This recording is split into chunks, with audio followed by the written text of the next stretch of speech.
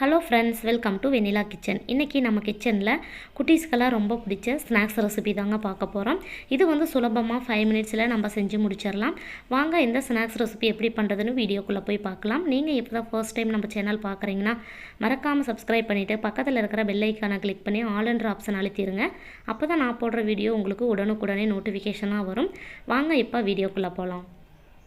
இந்த snacks recipe பண்ணுறதுக்கு first வந்து உருளைக்கிழங்கை வந்து நல்லா வேக வச்சு எடுத்துகிட்டு வந்துடலாங்க. நான் வந்து இன்றைக்கி 3 உருளைக்கிழங்கை குட்டியாக கட் பண்ணிவிட்டு எடுத்து வேக வச்சு எடுத்துகிட்டு வந்திருக்கிறேன். இதை வந்து கைகளால் உங்களால் மிக்ஸ் பண்ண முடியும்னா நீங்கள் வந்து மிக்ஸ் பண்ணி எடுத்துக்கோங்க. அப்படி இல்லைன்னா இந்த மாதிரி கேரட் துருவர கட்டையில் வச்சு நல்லா துருவி எடுத்துக்கலாங்க. இந்த மாதிரி நம்ம துருவி எடுக்கும்போது நம்மளுக்கு ஒரே ஈவனாக கிடைக்கும். அதனால் இது மாதிரி வந்து நான் துருவி எடுத்துக்கிறேன். உங்களுக்கு எது ஈஸியாக இருக்கோ அந்த மாதிரி நீங்கள் வந்து நல்லா மிக்ஸ் பண்ணி எடுத்துக்கோங்க. இதே மாதிரி நம்ம எல்லாத்தையும் நல்லா துருவி எடுத்துகிட்டு வந்துடலாங்க. பாருங்கள், எல்லாத்தையும் ஓரளவுக்கு நல்லா துருவி எடுத்துகிட்டு வந்தாச்சு. இது கூட வந்து 3 டேபிள் ஸ்பூன் அளவுக்கு கார்ன்ஃப்ளவர் பவுடர், சோள மாவு சேர்த்துக்கோங்க. சேர்த்த பிறகு காரத்துக்கு தகுந்த மாதிரி மிளகாத்தூள் சேர்த்துக்கலாம்.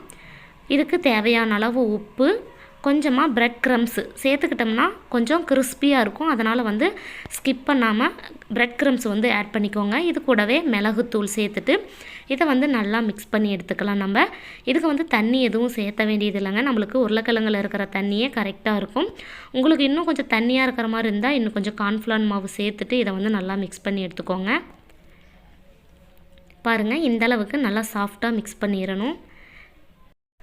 மாவை நல்லா பிசைஞ்ச பிறகு பூரிக்கட்டை ஒன்று எடுத்துக்கோங்க. அதில் வந்து கொஞ்சமாக மைதா மாவு இல்லைன்னா கோதுமை மாவு ஆட் பண்ணிக்கோங்க. சேர்த்துட்டு நம்ம உருட்டி வச்சுருந்த மாவை வந்து நல்லா திரட்டி எடுத்துக்கலாங்க.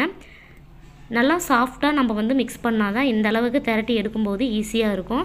அதனால் உங்களுக்கு எது ஈஸியாக இருக்கோ அதுக்கு தகுந்த மாதிரி நீங்கள் சாஃப்டாக இதை வந்து நல்லா மிக்ஸ் பண்ணிக்கணும்.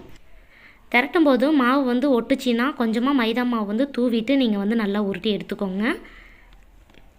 இது வந்து ஓரளவுக்கு லைட்டாக மெலிசாக இருக்கிற மாதிரி உருட்டிக்கோங்க. அப்போ தான் நம்மளுக்கு கிறிஸ்பியாக இருக்கும். மொத்தமாக உருட்டினீங்கன்னா இது வந்து உள்ளே வந்து சாஃப்டாக இருக்கும், வெளியே மட்டும்தான் கிறிஸ்பியாக இருக்கும். அது மட்டும் கொஞ்சம் கவனமாக பார்த்துக்கோங்க. எல்லாத்தையும் இந்த அளவுக்கு திரட்டின பிறகு நார்மலாக நம்ம வீட்டில் இருக்கிற ஏதோ ஒரு மூடி எடுத்துக்கோங்க. மூடி எடுத்துகிட்டு இது போல் நல்லா ரவுண்ட் ஷேப்புக்கு நம்ம கட் பண்ணி எடுத்துக்கலாம். அப்போ தான் பார்க்குறதுக்கு ஒரே ஈவனாக இருக்கும். அதனால்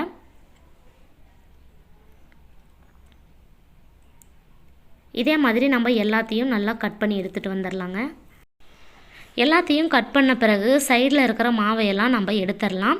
எடுத்துகிட்டு அதை வந்து நல்லா மறுபடிக்கும் ஒரு டைம் நல்லா மிக்ஸ் பண்ணி விட்டுட்டு அதுக்கப்புறம் இதே போல் மறுபடியும் திரட்டிட்டு நம்ம வந்து ரவுண்ட் ஷேப் கட் பண்ணி எடுத்துக்கலாங்க. பாருங்கள், இந்த அளவுக்கு வந்து கொஞ்சம் மெலிசாக இருக்கிற மாதிரி எடுத்துக்கோங்க. இதுக்கு வந்து நம்ம எந்த டிசைன் வேணாலும் பண்ணிக்கலாம். நான் வந்து சைடு கார்னர் வந்து நல்லா ரெண்டையும் சேர்த்து ப்ரெஸ் பண்ணி விட்டுட்டேங்க. இது வந்து பார்க்குறதுக்கு ஒரு டிசைனாக இருக்கும். அதனால் அந்த பக்கம் ஓரமும் இந்த பக்கம் ஓரத்தையும் நல்லா லைட்டாக ப்ரெஸ் பண்ணிங்கன்னா போதும், நல்லா ஒட்டிக்கும். இதே போல் எல்லாத்தையும் நம்ம டிசைன் பண்ணி எடுத்துகிட்டு வந்துடலாம். நம்ம உருட்டின எல்லா மாவையும் நல்லா டிசைன் பண்ணி எடுத்தாச்சுங்க. இதை வந்து ஆயிலில் போட்டு பொரித்து எடுத்துக்கலாம். ஆயில் நல்லா ஹீட் ஆன பிறகு அடுப்பை வந்து லோ ஃப்ளேமில் இல்லைன்னா மீடியம் ஃப்ளேமில் வச்சுட்டு இது போல் ஒவ்வொன்றா சேர்த்துக்கோங்க. சேர்த்த பிறகு ஒரு சைடு வெந்த பிறகு அடுத்த சைடு வந்து நம்ம திருப்பி விட்டுறலாம். இது வந்து ரொம்பவே கிறிஸ்பியாகவும் இருக்குங்க, ரொம்ப டேஸ்டியாகவும் இருக்கும். கண்டிப்பாக இது போல் வந்து குட்டீஸுக்கு செய்து கொடுங்க, நல்லாவே விரும்பி சாப்பிடுவாங்க.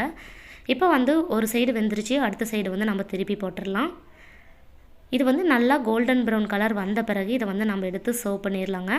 எந்த அளவுக்கு மெலிசாக உருட்டுறீங்களோ அந்த அளவுக்கு தான் உங்களுக்கு கிறிஸ்பியாக இருக்கும். கொஞ்சம் மொத்தமாக உருட்டிட்டாலும் உள்ளே வந்து சாஃப்டாக இருக்கும். அதனால் அது மட்டும் பார்த்துட்டு நீங்கள் உருட்டி எடுத்துக்கோங்க. பாருங்கள், எல்லாமே நல்லா கலர் சேஞ்ச் ஆயிடுச்சு. இதை வந்து நம்ம எடுத்து சர்வ் பண்ணிடலாம். ரொம்பவே சிம்பிளாக குயிக்காக ஒரு 5 மினிட்ஸில் இந்த ஸ்நாக்ஸ் ரெசிபி நம்ம செஞ்சிடலாங்க. கண்டிப்பாக நீங்களும் செஞ்சு பார்த்துட்டு எப்படி இருந்துச்சுன்னு ஃபீட்பேக் எனக்கு கமெண்ட் பாக்ஸில் கமெண்ட் பண்ணுங்கள். நான் செஞ்ச இந்த ஸ்நாக்ஸ் ரெசிபி உங்களுக்கு பிடிச்சிருந்தால் லைக் பண்ணி ஷேர் பண்ணுங்கள். மறக்காமல் வெனிலா கிச்சனுக்கு சப்ஸ்கிரைப் பண்ணுங்கள். தேங்க்யூ.